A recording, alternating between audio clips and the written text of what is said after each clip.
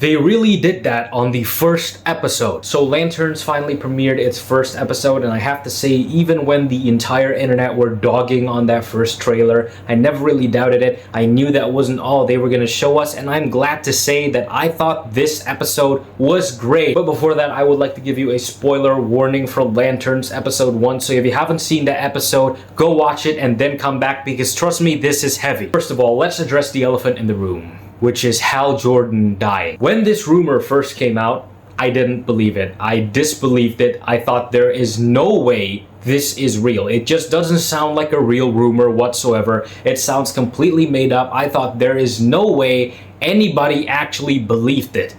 Well, I'm sorry, but I have to admit I was wrong there, because they actually did it. And first of all, I have to say it is ballsy to do this, and I truly hope it pays off, because I can see the potential here. Although I was hoping for Hal Jordan to be the main Green Lantern of the DCU for a while. But obviously, I don't think this is going to be the last that we see of Hal Jordan. Obviously, he stored his own consciousness in the ring, but also we're jumping through time here. There's two timelines, one in 2016 and one in 2026. So I feel like we could be switching timelines, and we could be seeing more of Hal Jordan in the past or his old consciousness. Obviously, this whole episode feels slow because it is building up the small town mystery that's going on, and I have to say, in those aspects, they did a pretty good job at keeping me invested and tuned in to the next episode. The Lanterns cosmic stuff, obviously, we haven't seen much of that, so I can't really judge it based on that. However, this is a detective show. That's the whole plot, and I do feel like they did get me invested. And one thing I loved about this episode is the relationship between Hal Jordan and John Stewart. You know, the mentor-mentee,